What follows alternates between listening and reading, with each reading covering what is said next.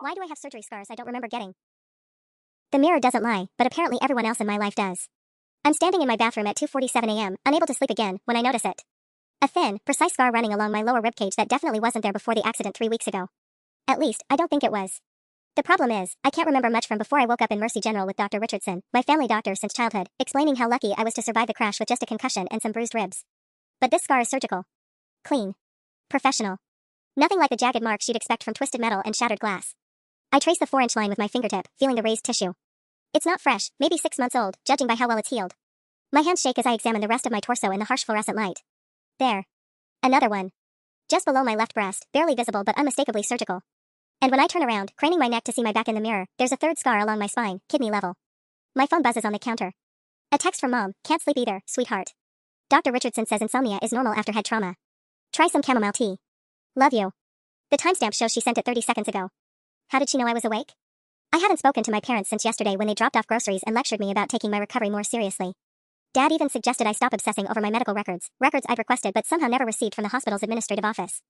I take photos of each scar with my phone, zooming in to capture the details. The one on my ribcage has tiny puncture marks on either side, like drainage tubes were inserted.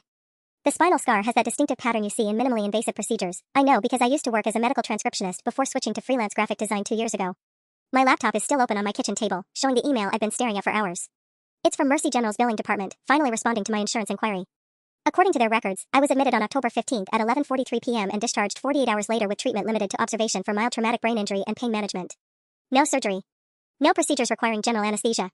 Nothing that would explain these scars. I scroll through my phone's photo gallery, looking for pictures from this past summer. Beach trip with college friends in July. I'm wearing a bikini, arms raised, laughing at something Jake said. I zoom in on my torso. No scars visible. Another photo from my cousin's wedding in August. I'm in a bridesmaid dress, and when I enhance the image, my ribcage area is clearly unmarked. So these scars appeared sometime between August and now. But I don't remember any medical procedures.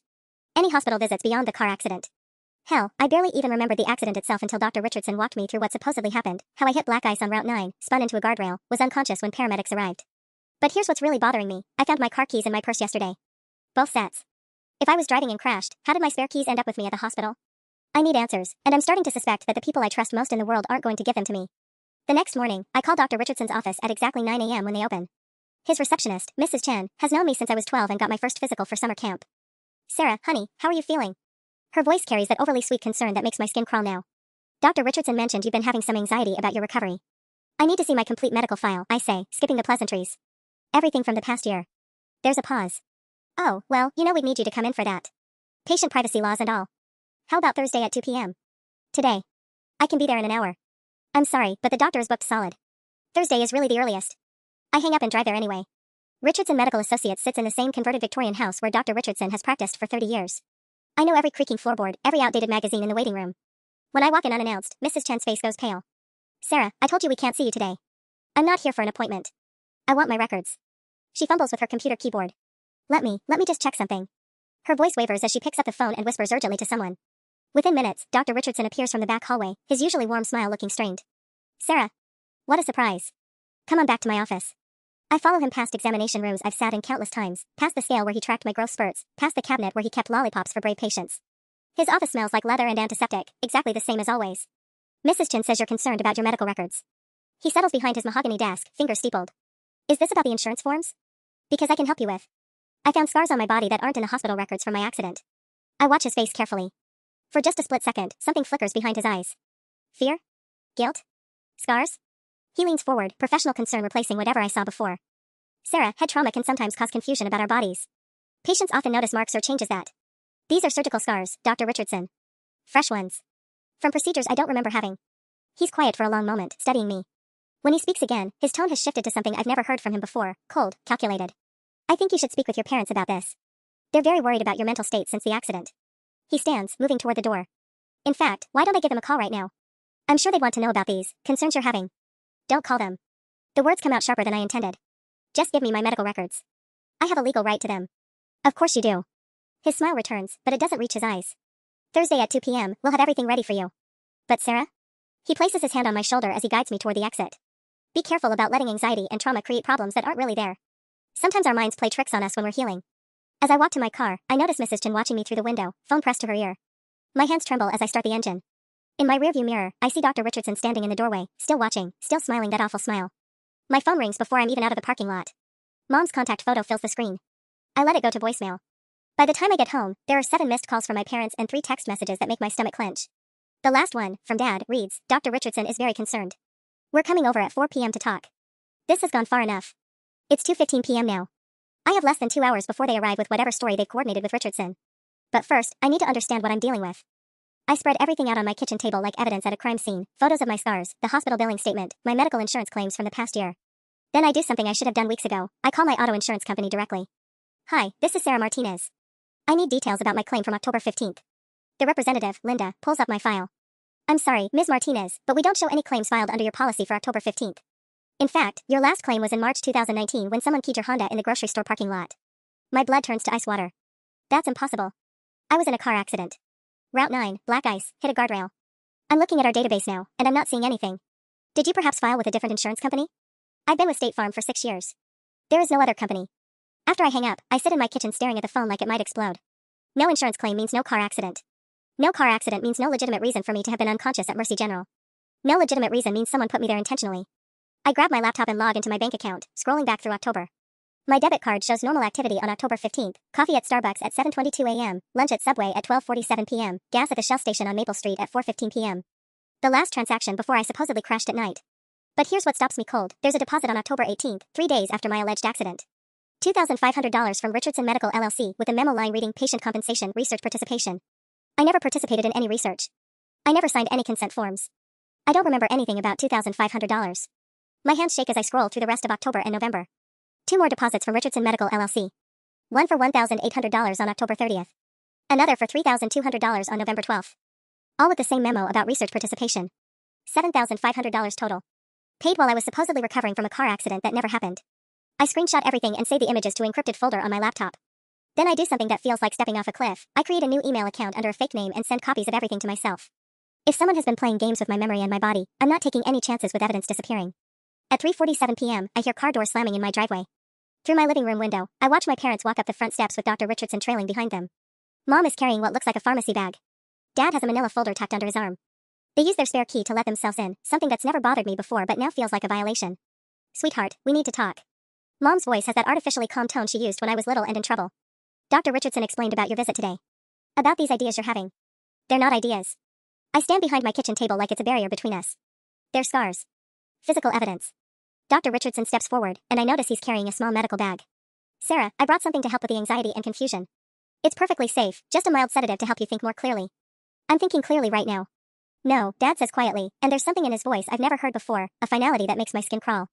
You're really not. The 3 of them are standing in my living room like they own it, and maybe they think they do. Dr. Richardson sets his medical bag on my coffee table with deliberate care, the kind of precision that tells me this isn't spontaneous. This was planned. I brought your prescription records, Dad says, opening the manila folder. From the past 2 years. Maybe seeing them will help you remember. He spreads papers across my couch, dozens of prescription bottles I've apparently filled at Morrison's Pharmacy downtown. Lorazepam. Midazolam. Propofol. The dates span back 18 months, clustered around specific periods, March 2022, July 2022, October 2022, February 2023, and then 3 times between August and October of this year. I recognize these drugs from my medical transcription days. They're anesthetics. Sedatives used for surgical procedures. I never took any of these. My voice sounds steadier than I feel. I don't even remember getting these prescriptions. Mom moves closer, her face creased with what looks like genuine worry. Honey, you've been struggling with severe anxiety since your father's heart surgery last year. Don't you remember? You were so upset about medical procedures, so scared of hospitals. Dr. Richardson prescribed these to help you through your own medical appointments. I stare at her. Dad's heart surgery. That's news to me. When did Dad have heart surgery? The look that passes between my parents lasts maybe 2 seconds, but it's enough. Dad touches his chest automatically, then seems to catch himself. February 14th, he says. Valentine's Day. Triple bypass at Presbyterian. You were so traumatized by seeing me in the ICU that you blocked it out. I pull out my phone and scroll to February 14th. According to my calendar, I spent Valentine's Day at a client meeting in downtown Portland, then dinner with my friend Katie at that new Italian place. I have photos from that night, Katie and I laughing over tiramisu, no sign of hospital trauma or family crisis. Show me your surgery scar, I say to Dad. Sarah. If you had a triple bypass 9 months ago, you'd have a scar down your sternum. Show me. Dr. Richardson clears his throat. This fixation on scars is exactly what I'm concerned about. Sarah, trauma can manifest in many ways, including obsessive behaviors and false memories. The medication I brought will help. Get out. The words hang in the air. Mom actually gasps. What did you say? Dad's voice has gone dangerously quiet. I said get out. All of you. Get out of my house. Dr. Richardson starts unpacking something from his medical bag, a syringe, a small vial of clear liquid. I really think it's best if we help Sarah calm down first. She's clearly having an episode. Don't you dare. I back toward my kitchen, putting the table between us again. Don't come near me with that thing. But they're not listening anymore. They're moving with coordinated precision, Mom circling toward the kitchen doorway to block my exit, Dad approaching from the right side of the table, Dr. Richardson preparing the injection with practiced efficiency. This won't hurt, Richardson says, flicking air bubbles from the syringe. You'll just feel very relaxed, very sleepy. When you wake up, we'll have sorted all of this out. When I wake up, you mean after you perform whatever procedure you've got planned? I grab my phone, fingers flying across the screen. I'm calling 911. Dad lunges forward and snatches the phone from my hands before I can hit send. No one is performing procedures, Sarah. But we can't let you continue down this paranoid path. You're going to hurt yourself. Like you've been hurting me? For how long? How many times have you put me under and stolen pieces of my body? The question stops them all cold. Dr. Richardson's hand freezes halfway to setting the syringe down. Mom's face goes completely white. How long? I repeat, louder this time. Sarah, Mom whispers, and her voice breaks. You don't understand. We never wanted to hurt you. But your tissue typing is so rare, and there were people who needed, people who would die without. Ellen. Dad's voice cuts like a blade. Stop talking. But she can't stop now. The words pour out of her like a confession that's been trapped too long. The first time was just supposed to be bone marrow. Dr. Richardson said it would regenerate, that you'd never know. But then Mrs. Whitfield needed a kidney segment, and the Yamamoto boy needed corneal tissue, and you were so healthy, so perfect. Shut up. Dr. Richardson's professional mask has completely slipped. Ellen, shut your mouth right now. I'm backed against my refrigerator, staring at the 3 people who raised me, who taught me to ride a bike and helped me with homework and celebrated every birthday. The people who've been harvesting my organs like I'm livestock. How much? My voice comes out as a whisper. How much money did you make selling parts of me? Dad won't meet my eyes. It wasn't about the money. How much? Dr. Richardson sighs and sets the syringe on my counter, apparently realizing that ship has sailed. Total compensation over 18 months was approximately $47,000. Your parents received 60%. The procedures were always minimal, always safe. We never took anything you couldn't live without or regenerate. $47,000. My own parents sold me piecemeal for $47,000. The room tilts sideways, and I realize I'm hyperventilating. But through the panic, a cold clarity settles over me. They're still here. They're still planning to sedate me. Whatever procedure they had scheduled for today, they're not walking away from it just because I found out. What's today's procedure?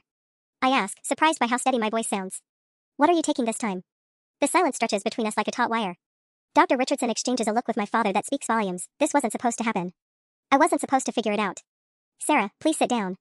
Mom's voice wavers, but she's blocking the doorway like she's been trained for this moment. Let us explain properly. I'm not sitting anywhere. Answer my question. What procedure did you plan for today? Dr. Richardson picks up the syringe again, his movements deliberate and calm. 28 years of trust dies as I watch him check the dosage with the same care he used to show when giving me childhood vaccines. Partial liver resection, he says matter-of-factly. Your regeneration rate from the August biopsy was exceptional. The recipient is a 14-year-old girl whose parents are paying $200,000. Your share would have been $40,000. My share. Like I'm a business partner instead of a victim. The Hendricks girl, Mom adds softly. From the country club. You met her at the charity auction last spring, sweet little thing with leukemia. Her liver is failing from the chemotherapy, and... Stop. The word comes out louder than I intended. Just stop with the sob stories. You've been drugging me and cutting me open for over a year, and you want me to feel sorry for your customers? Dad steps closer, his face hardening. Those customers are children, Sarah. Dying children whose families are desperate enough to pay anything for a chance at life. We're not monsters, we're providing a service that saves lives. With my body. Without my consent. You were compensated, Dr. Richardson interjects. Every procedure included fair market payment directly deposited to your account. The research participation memo was legitimate, you were participating in groundbreaking surgical techniques. I think about those mysterious deposits, the money I never remembered earning but somehow never questioned. How many times did I wake up confused, maybe sore, maybe tired, and just attribute it to stress or poor sleep? How many times did they erase hours or days from my memory with their cocktail of drugs? The car accident, I say, pieces clicking together. October 15th. There was no accident. No. Mom's admission comes out barely above a whisper. Dr. Richardson needed you unconscious for 6 hours for the kidney segment procedure. We told everyone you were in a car crash to explain why you couldn't work for a few weeks. My coworkers, my friends, they all sent flowers to the hospital. Katie visited me twice. The betrayal burns deeper than physical pain. You made everyone lie for you. We made everyone care for you, Dad corrects. The recovery period was real, Sarah. The procedures were real surgeries that required real healing time. We just simplified the explanation. Dr. Richardson glances at his watch, 4:23 p.m. We need to make a decision. The surgical suite at the private clinic is reserved until 8 p.m., but if we don't leave in the next 20 minutes, we're not going anywhere. I press myself flatter against the refrigerator, calculating distances to possible exits. The back door through the laundry room is 15 feet away, but I'd have to get past Mom. The front door is blocked by Dad. Sarah, be reasonable. Dr. Richardson's voice takes on that patronizing tone I remember from childhood checkups. You've already committed to this procedure. The recipient family has paid half up front. The surgical team is prepared. Backing out now would be. I never committed to anything. Your parents committed on your behalf. As your medical power of attorney holders, they have the legal right to make healthcare decisions during your periods of mental incapacity. The words hit me like ice water. What mental incapacity? Mom pulls folded papers from her purse, official-looking documents with state letterhead. Dr. Richardson documented your anxiety disorder and dissociative episodes following your father's surgery. We petitioned for temporary guardianship to ensure you received proper medical care. I scan the papers with growing horror. My signature appears on multiple forms, but I have no memory of signing any of them. The dates span back 14 months, all coinciding with the mysterious prescription dates Dad showed me earlier. These signatures aren't mine. They are, Dad says gently. You signed them during your lucid periods, between episodes. You begged us to take care of your medical decisions because you couldn't trust your own judgment. But I remember being lucid. I remember every day of the past 14 months, work projects, social events, conversations with friends. The only gaps are the mysterious periods of fatigue that I blamed on stress or seasonal depression. Except now I realize those weren't gaps in my energy. They were gaps in my memory, carefully created by the people standing in my kitchen. Dr. Richardson advances another step, syringe ready. The sedative will make this easier. When you wake up, you'll be $28,000 richer, and a little girl will have the chance to see her 15th birthday. And I'll be missing part of my liver. Temporarily. Liver tissue regenerates completely within 8 weeks. You'll never know the difference. But I will know the difference. I'll know that I'm not a person anymore. I'm a renewable resource for whoever can pay the price. The syringe is 3 feet away from me now. Mom is crying silently by the door. Dad looks like he's attending a funeral, grim but resolved. In this moment, I realize that everything I thought I knew about my life, my family, my own body, has been a carefully constructed lie. And if I don't act right now, they're going to put me back to sleep and continue the lie for however long my organs hold value. I reach behind me and grab the largest knife from the magnetic strip on my refrigerator. The carving knife feels heavy in my hand as I hold it between us, blade pointed toward Dr. Richardson. His eyes widen, but he doesn't step back. Sarah, put the knife down. His voice maintains that clinical calm, like he's talking to a psych patient. You're having a dissociative episode. This isn't you. This is exactly me. I adjust my grip, surprised by how steady my hand feels. This is me making my own medical decisions for the first time in 18 months. Mom gasps from the doorway. Sweetheart, you're scaring me. Please. Good. You should be scared. I'm scared too. I keep the knife pointed at Richardson while backing toward the kitchen window. I'm scared of what else you've taken from me. I'm scared of how many times you violated my body while I was unconscious. I'm scared that my own parents think so little of me that I'm worth more to them in pieces. Dad's jaw tightens. We never thought of it that way. Then how did you think of it, Dad? When Dr. Richardson called you up and suggested harvesting your daughter's organs for profit, what exactly went through your mind? The question hangs in the air. Dad looks at his shoes, and I realize he can't answer because the truth is too ugly to say out loud. Dr. Richardson tries a different approach. The knife isn't necessary, Sarah. We're not going to force anything. But think about Emily Hendricks. She weighs 67 pounds and hasn't been to school in 4 months. Her liver enzymes are. Stop using dying children as emotional blackmail. I'm close enough to the window now to see Mrs. Patterson from next door walking her golden retriever. Normal life, continuing just 20 feet away while my world implodes. If you cared about sick kids, you'd donate your own organs. But you won't, because this was never about altruism. This was about money. The money helped your parents pay off their mortgage, Richardson says. Your mother's cancer treatments last year maxed out their insurance. What cancer treatments? I look at Mom sharply. She's perfectly healthy, has been for years. Another silence. Another light crumbling. Mom touches her hair self-consciously. The preventive treatments. After my BRCA gene test came back positive. Show me the test results. Sarah, I don't carry medical paperwork around. Because they don't exist. The pattern is becoming clear now. Every justification is built on another fabrication. Dad's heart surgery. Mom's cancer scare. My supposed anxiety disorder. An entire fictional medical history created to justify cutting me up for parts. How much of it is real? Any of it? Dr. Richardson glances at his watch again, 4:31 p.m. Whatever deadline he's working toward is approaching fast. We're running out of time for the procedure. The anesthesiologist charges a cancellation fee if we're more than 30 minutes late. Then I guess you're paying a cancellation fee. No. Dad's voice turns hard, final. We're not. Sarah, put down the knife and take a sedative, or we're going to have to make this more difficult than it needs to be. More difficult how? In response, he pulls out his phone and shows me the screen. A number is already dialed, 3 digits starting with 911. One call, he says quietly, and I tell them my mentally unstable daughter is having a psychotic break, threatening people with a knife, talking about conspiracy theories involving organ theft. Dr. Richardson will corroborate that you've been having increasingly severe dissociative episodes. The police will take you to County General for a psychiatric hold, where, coincidentally, Dr. Richardson has admitting privileges. My blood runs cold. You'd have me committed? We'd have you treated, Mom corrects, but her voice wavers. The psychiatric ward has excellent facilities for patients with your condition. And Dr. Richardson could continue monitoring your physical health while you're there. The implications crash over me like a wave. A psychiatric hold could last weeks. Weeks of forced medication, of being declared incompetent, of Dr. Richardson having unlimited access to an unconscious patient with no visitors except family. You've thought this through. It's not a question. We've had contingency plans since the beginning, Richardson admits. Your psychological profile suggested you might eventually question the memory gaps. We hoped it wouldn't be necessary, but you were ready to destroy my life completely if I figured out you were destroying my body. Dad's thumb hovers over the call button. It doesn't have to be this way. Take the sedative willingly, let us complete today's procedure, and everything goes back to normal. You'll wake up with $40,000 and no memory of this conversation. And then what? You keep drugging me and cutting me up until there's nothing left worth selling? Until you're 35, Dr. Richardson says matter-of-factly. Organ viability decreases significantly after 35, and the legal risks increase. We estimated approximately 12 more procedures over the next 7 years, with total compensation around $400,000. Enough to set you up for life. $400,000. My life's worth, calculated and parceled out. But there's something else in his tone, something that makes my skin crawl. What legal risks? The look that passes between Richardson and my father tells me everything I need to know. After 35, I say slowly, I become a liability instead of an asset. Someone who might remember too much, ask too many questions. Nobody contradicts me. The knife trembles in my hand as the full scope of their plan crystallizes. This was never going to end with me walking away rich and none the wiser. This was always going to end with me disappearing entirely. The realization hits me like a physical blow. I'm not just a victim, I'm a temporary one. They've been planning my expiration date from the beginning. Car accident, I whisper, understanding flooding through me. After 35, I'd have a tragic car accident. Real this time. Dad's silence is answer enough. But Dr. Richardson, apparently done with pretense, nods slowly. Statistically, single women in their mid-30s have a higher rate of fatal motor vehicle accidents. Especially those with documented histories of anxiety medication use and dissociative episodes. My legs nearly give out. These people, my parents, my childhood doctor, have spent 18 months not just harvesting my organs, but planning my murder. How many others? The question comes out as a croak. How many other patients are you running through this system? You're special, Mom says, and there's twisted pride in her voice. Your tissue compatibility scores are in the 98th percentile. Most people can only donate to a handful of recipients, but you're a universal match for almost everything. That's not what I asked. Dr. Richardson checks his watch again, 4:37 p.m. We've worked with 3 other donors over the past 5 years. Unfortunately, their relationships with us concluded earlier than anticipated. 3 others. 3 people who figured out the truth before their 35th birthday. The Morrison boy, I say suddenly, remembering. Kevin Morrison from high school. He died in a hiking accident 2 years ago. He was only 29. The flash of surprise in Richardson's eyes confirms it. And Jenny Walsh.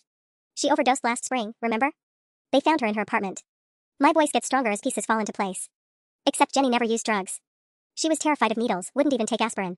Sarah, you're connecting things that aren't related, Mom starts. And Marcus Chen from the community college. Drowned in Miller's Pond last summer even though he was captain of the swim team in high school. 3 former patients. 3 convenient deaths. 3 people who probably discovered mysterious scars and started asking questions. Dad's thumb is still hovering over the call button, but something in his face has changed. Maybe he's realizing how this looks. Maybe he's wondering if he can really follow through with having his own daughter committed to cover up serial murder.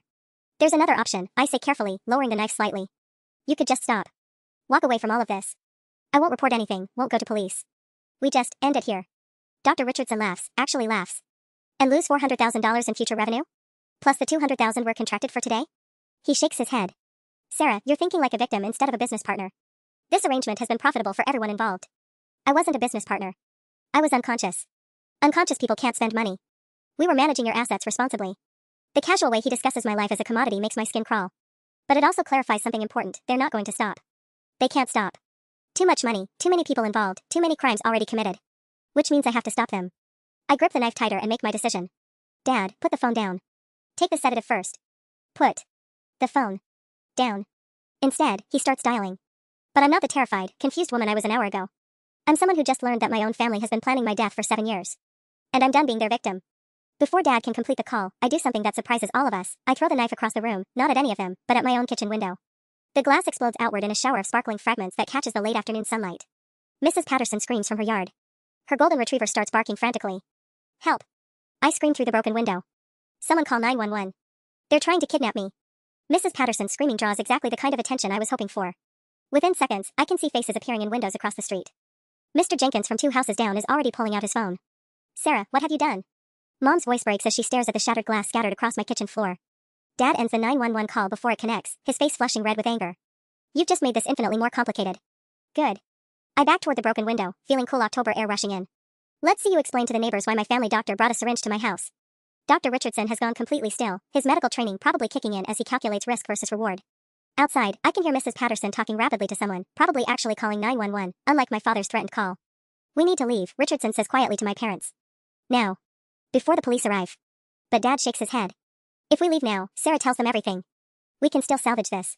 How exactly do you plan to salvage attempted organ theft? I laugh, and it sounds slightly hysterical even to me. What's your story going to be? That you were here for a friendly family visit and I just randomly destroyed my own window?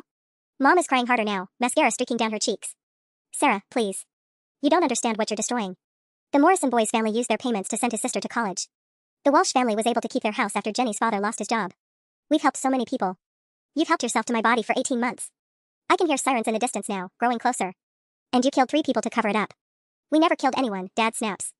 Those were accidents. Tragic coincidences. Kevin Morrison fell off a cliff he'd hiked dozens of times. Jenny Walsh, who was terrified of needles, supposedly injected herself with enough fentanyl to kill a horse. And Marcus Chen, who could swim across Miller's Pond blindfolded, somehow drowned in 4 feet of water. I count them off on my fingers. Those aren't coincidences, Dad. They're cleanup jobs. Dr. Richardson is packing his medical supplies with quick, efficient movements. David, Ellen, we need to coordinate our stories. Sarah is clearly having a psychotic break. She's been imagining conspiracy theories, becoming increasingly paranoid. The bank deposits, I interrupt.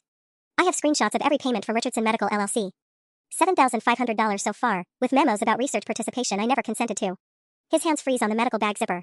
I also have photos of surgical scars that don't appear in any legitimate medical records. And I've already saved copies of everything to external accounts you can't access. The sirens are definitely getting closer, maybe 3 blocks away now. Through the broken window, I can see a small crowd gathering in Mrs. Patterson's yard, everyone staring at my house with concern. When did you, Mom starts? This morning. Right after I discovered that my supposed car accident never happened because there's no insurance claim on file. I'm gaining confidence with each word, watching their faces grow paler. I may have been unconscious for your procedures, but I was awake for the investigation. Dad runs his hands through his hair, something he only does when he's genuinely panicked. Sarah, listen to me very carefully. Even if everything you think happened actually happened, you have no proof of coercion. Your signatures are on all the consent forms. Your bank account received all the payments. Legally, this looks like willing participation in medical procedures. Signatures I don't remember giving. Payments for procedures I don't remember agreeing to. That's not consent, Dad. That's fraud. It's your word against 3 people who've known you your entire life, Richardson adds, regaining some of his composure. 3 people who will testify that you've been struggling with severe anxiety and dissociative episodes. 3 people who were trying to help you through a mental health crisis. The sirens turn onto my street. Through the broken window, I can see the police cars flashing lights reflecting off the houses across from mine. But Dr. Richardson is right about one thing, this is going to come down to my word against theirs. And they've been planning for this contingency, building a paper trail of mental illness and forged consent forms. Which is why I pull out the backup phone I bought yesterday with cash. Actually, I say, holding up the device, it's not just my word anymore. Their faces go white as they realize what they're looking at. I've been recording this entire conversation. The recording device feels like salvation in my palm, but the look on Dr. Richardson's face tells me I'm not safe yet. That recording is inadmissible, he says calmly, even as his hands shake slightly. Oregon is a 2-party consent state. You can't legally record conversations without informing all participants. My heart sinks. He's right, I know enough about legal procedures from my transcription work to understand that my smoking gun might be worthless in court. But then Dad does something unexpected. He laughs. You think that matters? His voice carries a bitter edge I've never heard before. Sarah, you're missing the bigger picture. Dr. Richardson has been practicing medicine in this community for 30 years. I've been the county planning commissioner for 15 years. Your mother volunteers with the police chief's wife at the Literacy Foundation. The sirens are right outside now. Car doors slam, and I can hear boots on my front walkway. We are the system in this town, Dad continues. Who exactly do you think is going to investigate us?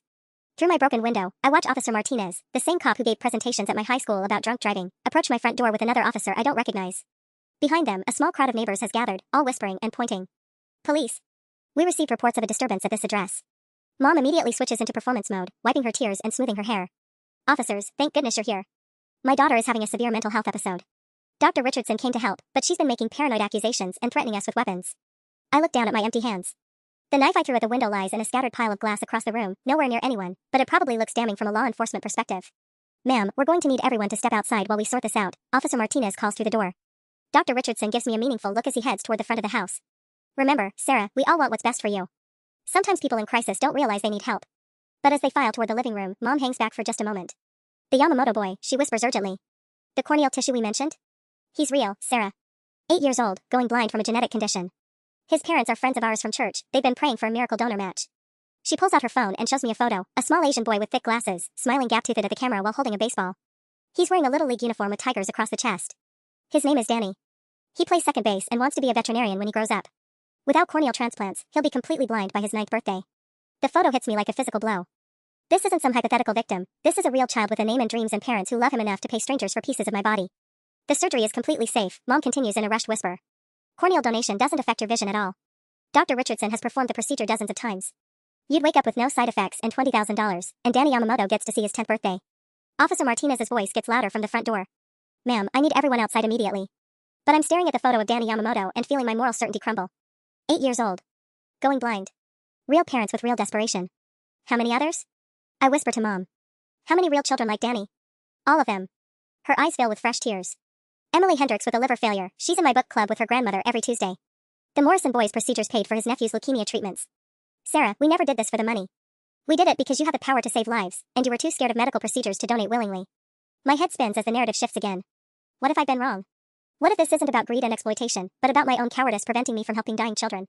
Officer Martinez appears in my kitchen doorway, one hand resting casually on his duty belt. Miss Martinez? I'm Officer Martinez, I know, same name, no relation. We need to talk about what happened here today. Behind him, I can see Dr. Richardson speaking quietly with the other officer in my living room, his medical bag prominently displayed on my coffee table like evidence of legitimate house calls. Officer, I start, then realize I have no idea what to say. How do you explain organ theft to small-town police when the alleged criminals are pillars of the community, and the alleged victims are dying children? Your parents are concerned about your mental health, Officer Martinez continues gently. They mentioned you've been having some difficulties since a car accident last month. Anxiety, paranoid thoughts, that sort of thing? I look toward the living room where my father is nodding gravely while speaking with the other officer. Building the narrative. Establishing my instability. Dr. Richardson brought some medication to help you feel calmer, Officer Martinez adds, glancing at the broken window. But it seems like things escalated. Want to tell me your side? My side. Where my parents have been secretly harvesting my organs for money, except maybe it's actually to save children's lives, except 3 other donors are dead, except I can't prove any of it, except I might be mentally ill after all.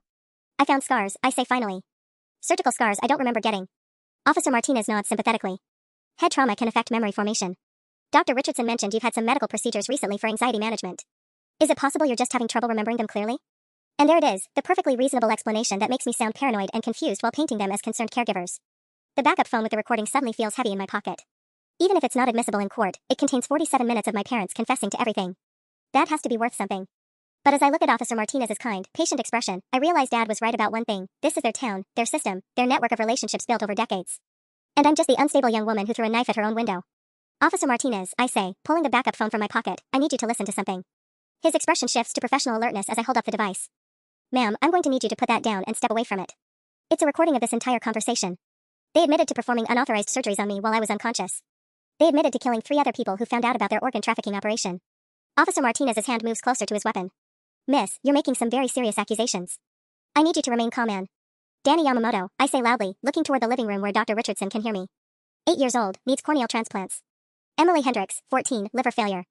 These aren't hypothetical patients, they're real children whose families are paying for black market organ procedures. The house goes completely silent. Through the doorway, I can see Dr. Richardson's face go pale as he realizes I'm naming specific patients to a police officer. Sarah, stop talking, Mom hisses, but it's too late. Officer Martinez straightens up, his demeanor shifting from sympathetic to investigative. Dr. Richardson? Could you join us in the kitchen, please? Richardson appears in the doorway, his medical bag clutched tightly in his hands. Officer, I can explain. Miss Martinez has been having severe paranoid delusions following her recent head trauma. She's been fixated on the idea that routine medical procedures were somehow. What routine medical procedures require Danny Yamamoto to pay for corneal tissue? Officer Martinez interrupts. And who exactly is Emily Hendricks in relation to your medical practice? The question hangs in the air like a trap. Richardson's mouth opens and closes without sound. Furthermore, Officer Martinez continues, pulling out his own phone, I'm going to need to see documentation for any medical procedures you performed on Miss Martinez in the past 18 months. Oregon state law requires comprehensive records for all surgical interventions, regardless of where they're performed. Dad steps into the kitchen, his face flushed. Officer, this is getting completely out of hand. My daughter needs psychiatric evaluation, not. Your daughter has made specific allegations of medical fraud and unlawful organ harvesting, Officer Martinez cuts him off. Those allegations include named victims and financial amounts. That requires formal investigation regardless of her mental state. He turns to me. Miss Martinez, I'm going to need you to surrender that recording device as potential evidence. But first, I want you to know that Oregon does have exceptions to 2-party consent laws when recordings capture evidence of felony crimes. My heart leaps. The recording might be admissible after all. I also want you to know, he continues, that we've been monitoring some unusual financial activity in this area for the past 6 months. Large cash payments to local residents with no clear source documentation. Your allegations about medical payments might be very relevant to an ongoing investigation. Dr. Richardson's medical bag slips from his hands and hits my kitchen floor with a sharp crash. Glass vials shatter inside, and clear liquid seeps through the leather. I need to make a phone call, he says quietly. No, Officer Martinez replies. Right now, I need all 3 of you to remain here while I contact the state medical board and request emergency records review for any procedures involving Sarah Martinez. He looks at me directly. Miss Martinez, are you willing to submit to medical examination to document any surgical evidence you mentioned? Yes, I say without hesitation. And are you willing to provide voluntary access to your financial records to corroborate any payments you described? Yes. Mom starts crying again, but this time it sounds different, not manipulative tears, but the sound of someone watching their world collapse. Dad pulls out his phone anyway, but Officer Martinez is faster. Sir, I'm going to need you to hand me that device. All communications are suspended until we sort this out. Through my broken window, I can see the second officer speaking into his radio, probably calling for backup or supervisors. The crowd of neighbors has grown larger, and I spot Mrs. Patterson filming everything with her phone. Whatever happens next, this isn't staying quiet in small-town networks anymore. The medical examiner arrives within 40 minutes, a stern woman in her 50s who introduces herself as Dr. Patricia Vance from the State Medical Board. She sets up a portable examination station in my living room while Officer Martinez documents everything with his camera. I need to photograph and measure each scar you've identified, Dr. Vance explains as she snaps on latex gloves. These images will be compared against any surgical records Dr. Richardson provides. I lift my shirt to show the ribcage incision first. Dr. Vance's eyebrows raise immediately. This is definitely surgical, she says, taking measurements with a small ruler. Approximately 4 inches, consistent with laparoscopic port placement for organ access. The healing pattern suggests it's 6 to 8 months old. She photographs it from multiple angles. Dr. Richardson, what procedure would require this type of incision on Miss Martinez? Richardson sits handcuffed on my couch. Officer Martinez's backup arrived 20 minutes ago and made the arrest after finding vials of propofol and surgical instruments in the medical bag. I'm not commenting without legal representation. Smart choice, Dr. Vance mutters, moving to examine the scar below my breast. This one's more concerning. It's positioned directly over the liver access point we use for partial hepatectomy. Very precise work. Whoever did this surgery knew exactly what they were doing. Mom makes a strangled sound from where she sits beside Dad, both of them now in handcuffs as well. Sarah, please tell them this is all a misunderstanding. Tell them about your anxiety disorder. But Dr. Vance has moved to the spinal scar and gone completely silent. She examines it for nearly 5 minutes, taking measurements and photos from every conceivable angle. Officer Martinez, she says finally, I need to make an immediate call to the FBI's organ trafficking task force. My blood runs cold. FBI? This scar indicates a bone marrow harvesting procedure using specialized equipment that's only available at 3 facilities in Oregon. All 3 facilities are supposed to be monitoring for exactly this type of unauthorized extraction. She shows me a photo on her tablet of surgical tools I don't recognize. Someone has access to federal medical resources and has been using them off the books. Officer Martinez steps closer. Are you saying this goes beyond Dr. Richardson's practice? I'm saying this suggests a network. Bone marrow harvesting requires an entire surgical team, specialized equipment, and laboratory analysis for tissue matching. No single doctor could orchestrate this alone. She turns to Richardson. Dr. Richardson, I strongly recommend you reconsider your decision to remain silent. Because if this investigation uncovers the kind of operation these scars suggest, we're looking at federal charges carrying 25 to life. Richardson's face goes gray. I want to make a deal. James, shut up, Dad snaps from across the room. David, they've got surgical evidence from 3 different procedures. They're going to trace every patient, every payment, every facility we used. Richardson looks directly at me. Sarah, I need you to understand, we never intended for anyone to get hurt. The Morrison boys' accident was legitimate. Jenny Walsh was struggling with depression you didn't know about. Marcus Chen. James. Mom screams. Marcus Chen figured out the truth and threatened to expose everything. But we didn't kill him, Sarah. We just arranged for him to have an accident that looked natural. The room erupts. Mom is sobbing, Dad is shouting at Richardson to stop talking, and Officer Martinez is speaking rapidly into his radio about requesting homicide detectives. Dr. Vance continues her examination like nothing happened, but I can see her hands shaking slightly as she documents each scar. Miss Martinez, she says quietly, I need to ask you something important. Do you have any memory at all of agreeing to medical procedures? Even partial memories, or dreams that might have been real experiences? I think back through the fog of the past 18 months. Sometimes I'd wake up feeling like I'd had vivid dreams about being in surgery. But they felt so real that they scared me.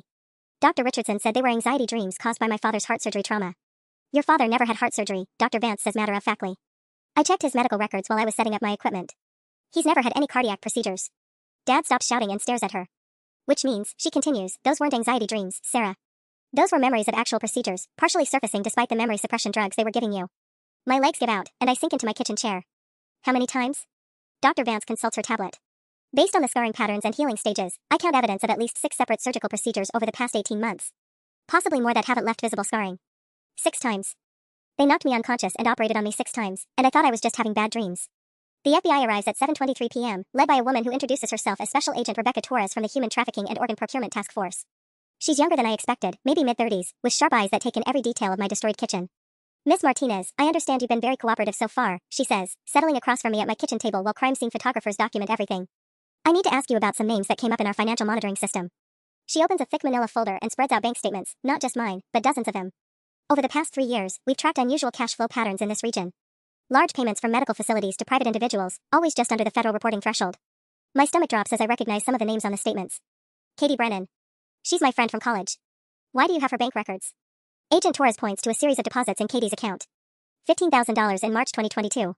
$22,000 in September 2022. $12,000 in February 2023. She looks at me directly. Katie received over $49,000 from the same Richardson Medical LLC that was paying you. The room tilts sideways. Katie, who visited me in the hospital after my fake car accident. Katie, who's been my closest friend for 6 years. Dr. Richardson, Agent Torres calls across the room. Would you like to explain why Katie Brennan was receiving payments from your operation? Richardson, still handcuffed on my couch, won't meet my eyes. She was another donor. Similar tissue compatibility to Sarah. Was? The word comes out as a whisper. Katie moved to Seattle last month, Agent Torres says, consulting her notes. According to her landlord, she left suddenly without giving notice. Her employer says she quit via email and never collected her final paycheck. My hands start shaking. No. Katie wouldn't just disappear. She would have told me. When did you last speak with her, Miss Martinez? I think back, trying to remember. October, maybe early October? She said she was going through some stuff with her family and needed space. The conversation feels fuzzy, like trying to remember a dream. But we texted. We've been texting regularly. Agent Torres pulls out her phone and opens what looks like a messaging app. Can you show me those text conversations? I grab my phone and scroll to Katie's contact. The most recent message thread shows normal conversations through October 20th, just 5 days ago. But as I read them more carefully, something feels wrong. These don't sound like Katie, I realize, showing Agent Torres the screen. She never uses full sentences in texts. And she hates emoji, but look, every message has them. Agent Torres screenshots the conversation. We'll need to trace these messages, but I suspect they're not coming from Miss Brennan's actual phone. The implication hits me like a physical blow. Someone has been impersonating Katie for weeks, maintaining our friendship digitally well what happened to the real Katie? How many others? I ask, though I'm not sure I want the answer. Agent Torres spreads out more bank statements across my table. We've identified 7 individuals in this region who received similar payment patterns over the past 4 years. Besides you and Katie, there's Marcus Chen, Jenny Walsh, Kevin Morrison. Those 3 are dead. Yes. And then there's Amanda Foster, who supposedly moved to California last year. David Kim, who allegedly took a job in Alaska 18 months ago. And Patricia Vance, not the medical examiner, different person, who apparently relocated to Florida for family reasons. 7 people. 7 donors who were either dead or mysteriously relocated when they became inconvenient. Agent Torres, Dr. Vance interrupts from where she's been examining evidence. I found something else. She holds up a medical chart with my name on it, pulled from Richardson's bag. This documents planned procedures through March 2024. According to this schedule, Sarah was supposed to undergo corneal harvesting today, partial liver resection in December, and kidney extraction in February. She flips to the final page, and her face goes pale. The March procedure is listed as final harvest and disposal. The words hang in the air like a death sentence. Final harvest and disposal. They weren't planning to let me reach 35 after all. Mom starts hyperventilating from her position on the couch. Sarah, we didn't know. We didn't know about the final part. Dr. Richardson told us you'd just be relocated somewhere safe after the procedures were complete. Relocated, Agent Torres repeats. Like Katie Brennan was relocated? Like Amanda Foster and David Kim? Dad's shoulders slump in defeat. We thought. James said they were all living comfortably somewhere else. New identities, trust funds from their donor compensation. He showed us photos. Stock photos, Richardson admits quietly. Downloaded from the internet. David, Ellen, I'm sorry. But you have to understand, the operation was growing too large. Too many people with too many memories. There was no way to sustain 7 active donors indefinitely. Agent Torres stands up, her chair scraping against my kitchen floor. Dr. Richardson, you're now under arrest for conspiracy to commit murder in addition to the trafficking charges. We'll be exhuming the bodies of Marcus Chen, Jenny Walsh, and Kevin Morrison for forensic examination. She turns to my parents. Mr. and Mrs. Martinez, you're both under arrest as accessories to human trafficking, medical fraud, and conspiracy to commit murder. But I can barely hear the Miranda rights being read over the roaring in my ears. Katie is dead. My best friend is dead because she had the same tissue compatibility that made me valuable. And I was supposed to join her in 4 months. Agent Torres, I managed to say through the noise in my head, how many others are there? How many operations like this? Her expression is grim as she closes the evidence folders. This is the 4th network we've uncovered in the Pacific Northwest since 2019. And Miss Martinez? She pauses at my broken kitchen window, looking out at the crowd of neighbors still gathered in the street. You're the first donor who survived long enough to expose one. The first to survive. I should feel grateful, but all I can think about is Katie's last real message to me, probably sent while she was scared and confused and realizing that the people she trusted were planning to kill her. Just like I realized today. The only difference is that I broke the window in time. The safe house looks like every other suburban rental, beige walls, generic furniture, the kind of place that exists to be forgettable. Agent Torres sets down 2 cups of coffee on the kitchen table where I've been staring at crime scene photos for the past 3 hours. The good news is that Richardson's cooperation is giving us everything, she says, settling across from me. Bank records, facility locations, client lists. The bad news is that this network was larger than we initially thought. She slides a thick folder across the table. Inside are dozens of photographs, men and women of various ages, all with the same hollow look I recognize from my own mirror over the past 18 months. 43 confirmed donors across 5 states, Torres continues. Richardson's operation was the hub, but they had satellite doctors in California, Nevada, Colorado, and Texas. All using the same model, identify donors through routine medical screenings, gradually compromise them with fabricated family medical histories, then harvest until disposal. I stop at a photograph of a young man with dark hair and kind eyes. The name beneath reads Marcus Chen, deceased August 15, 23. But it's not the Marcus I remember from community college. This isn't the Marcus Chen who died at Miller's Pond, I tell Torres. That Marcus was blonde, played baseball, had a scar on his chin from falling off his bike in middle school. This is someone else entirely. Torres leans forward intently. Are you certain? Completely certain. I tutored the real Marcus in statistics for 2 semesters. This photo shows a different person. She makes rapid notes. That means Richardson was using the identity of a real person from your community to make the fictional victim more believable. Which suggests the real Marcus Chen might still be alive somewhere, I finish. And Jenny Walsh might not be the Jenny Walsh I knew from high school. Torres pulls out her phone and starts dialing. We need to run cross-references on every name Richardson gave us. If he was layering false identities over real community members, the actual number of victims could be significantly higher. While she speaks in rapid FBI shorthand to someone on the other end, I continue flipping through the photographs. A woman named Patricia Vance, not the medical examiner, as Torres had noted earlier, but a 30-something blonde who looks nothing like anyone I've ever met. A David Kim who's clearly not Korean despite the surname. And Amanda Foster who appears to be in her 40s rather than the 20-something I vaguely remember from town. Every single victim photo shows a person I don't recognize. Agent Torres, I say when she hangs up, I think Richardson was showing my parents photographs of random donors from other states to prove that relocated people were living safely somewhere else. But he was giving you the names of real people from my community to make local deaths seem more credible. Her face hardens. Which means we've been investigating the murders of people who were never actually part of the donor network. And the real donors, people like Katie, were probably never identified by their actual names in Richardson's records. Torres immediately starts pulling files from her briefcase, spreading them across the table in organized chaos. If that's true, then Katie Brennan's real identity in Richardson's system would be. She runs her finger down a patient list, stopping at an entry marked Subject 23F, initiated August 2021. The physical description matches Katie perfectly: 5 feet 6 inches, brown hair, hazel eyes, typo-negative blood. Subject 23F received her final disposal order on October 12, Torres reads. 3 days before your supposed car accident. October 12th. I remember that date now. It was the last time Katie and I had plans together. She was supposed to come over for our weekly movie night, but she canceled last minute, saying she wasn't feeling well. They killed her right before they planned to take my corneas, I realize. Richardson probably told my parents she'd been successfully relocated while they were prepping for my procedure. Torres nods grimly. And if you hadn't discovered the scars when you did, you would have been Subject 19F's final disposal by March. Subject 19F. For 18 months, I wasn't even Sarah Martinez to them. I was just another numbered inventory item. Agent Torres, I need to ask you something important. My voice sounds steadier than I feel. Those satellite operations you mentioned, are they still active? She consults her notes. 2 have been shut down since Richardson started cooperating yesterday. But the facilities in Nevada and Colorado went dark as soon as word got out about the arrests here. We think they're attempting to dispose of evidence. Evidence like current donors? The silence that follows answers my question. How many people are in immediate danger? I press. Based on Richardson's records, potentially 12 active donors across the remaining sites. We have teams mobilizing, but these operations are designed to disappear quickly when compromised. 12 people who are probably unconscious right now, scheduled for their own final disposal orders. 12 people whose families think they're struggling with anxiety disorders or recovering from fake accidents. I want to help, I say, surprising myself with the words. Torres looks skeptical. Miss Martinez, you've been through significant trauma. The best thing you can do is focus on your recovery and prepare for testimony when this goes to trial. No. I stand up, feeling steadier than I have since this nightmare began. Richardson and his network operated by isolating victims, making us think we were alone and crazy. But I'm not alone anymore, and I'm not crazy. If there are 12 people out there going through what I went through, they need someone who understands what it's like. Torres studies me for a long moment. What exactly are you proposing? I'm proposing that instead of hiding in a safe house, I help you find them. 6 weeks later, I'm standing in a Nevada hospital room watching a woman named Lisa Chin wake up from what she thinks was gallbladder surgery. Her real name is Amanda Rodriguez, and according to Dr. Richardson's records, she's been Subject 31F for 8 months. The incision looks good, I tell her, adjusting my fake nurse's badge. Agent Torres insisted on the cover identity. Medical staff can access patient areas without raising suspicions. How are you feeling? Amanda touches her abdomen gingerly. Sore. But Dr. Hendricks said that's normal for laparoscopic surgery. She looks around the sparse room with confusion. This doesn't look like Nevada General. Because it's not.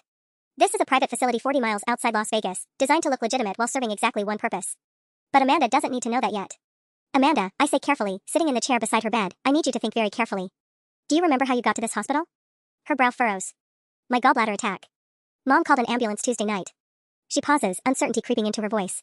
It was Tuesday, right? What's the last clear memory you have before waking up here?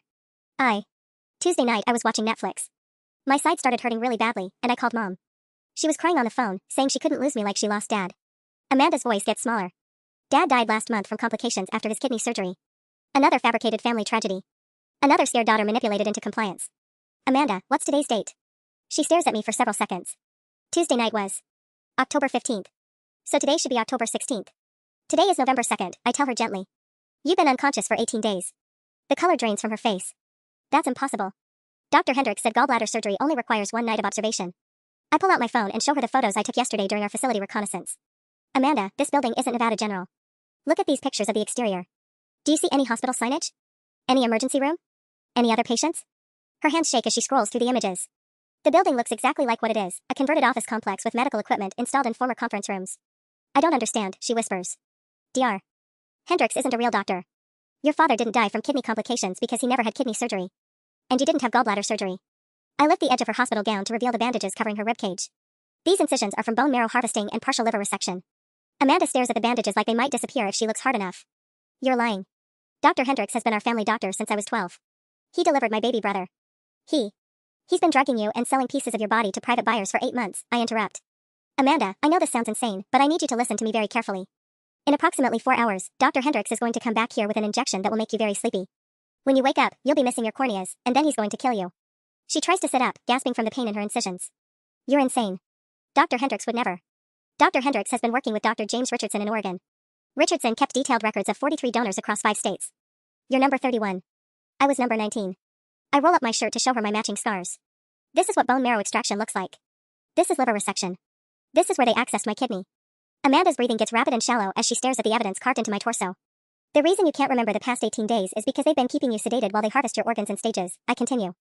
The reason your father's supposed death felt so traumatic is because they gave you drugs that intensify emotional responses to false memories. Stop, she whimpers. Please stop. But I can't stop, because Agent Torres is monitoring communications from the parking lot, and she just texted me that Dr. Hendricks left his hotel 20 minutes ago. We're running out of time. Amanda, I need you to get out of that bed right now. Amanda stares at me for 3 heartbeats, then rips the 4 line from her arm and swings her legs over the side of the bed. How do I know you're not one of them? I pull out my phone and show her the FBI contact screen. Because Agent Rebecca Torres is in the parking lot with a full tactical team, waiting for my signal that you're safe. She nods shakily and lets me help her into the street clothes Torres brought, jeans and a hoodie that will hide her medical bandages. Through the window, I can see headlights turning into the facility parking lot. That's him, Amanda breathes, recognizing the silver sedan. I text Torres, package secured. Hendricks arriving now. Her response comes immediately, exit through east stairwell. Team moving in 60 seconds. We make it to the stairwell just as I hear Dr. Hendricks' voice echoing from the main corridor, probably wondering why Amanda's room is empty. By the time we reach the parking lot, FBI agents are streaming through every entrance of the building. Amanda collapses against Torres' car, finally allowing herself to cry. How many others? She asks between sobs. You're the last one, Torres tells her, wrapping a blanket around her shoulders. The Colorado facility was raided this morning. We recovered 2 more donors, both alive, both safe. 6 months later, I'm sitting in a federal courthouse in Portland, watching Dr. James Richardson receive 4 consecutive life sentences without possibility of parole. My parents got 15 years each as accessories, long enough to matter, short enough that I might forgive them someday. The judge reads the final counts, 43 counts of human trafficking, 12 counts of first-degree murder, conspiracy to commit murder, medical fraud, and organ trafficking in violation of federal law. His voice carries the weight of justice finally delivered. Dr. Richardson, your operation has been described by federal investigators as the most extensive organ trafficking network in United States history. In the gallery behind me, I can hear Amanda Rodriguez crying, but these are different tears than that night in Nevada. These are relief tears, closure tears, the sound of someone who gets to keep living. After the sentencing, Agent Torres finds me on the courthouse steps. Final count came to 57 survivors across all 5 states, she says. 57 people who are alive because you broke your kitchen window. And how many didn't make it? Her expression grows solemn. 15 confirmed victims. Including Katie. 15 people who died because they had the wrong blood type, the wrong tissue compatibility, the wrong trust in the people who were supposed to protect them. But 57 who lived because sometimes broken windows bring help instead of burglars. What happens now? I ask. Torres hands me a business card, not hers, but one for the Department of Justice Victim Services. Now you heal. All of you heal. And if you decide you want to help us train agents to recognize these networks before they get this large, we'd be honored to work with you. I look at the card, then at the courthouse where justice finally caught up with the people who turned my body into a commodity. The scars on my ribcage will never disappear completely, but they're not just evidence of violation anymore. They're proof that I survived. Agent Torres, I say, pocketing the card. When do we start? Because I learned something important over these past months. The best way to reclaim your body isn't to pretend the violations never happened. It's to make sure they never happen to anyone else. And I have a lot of work to do.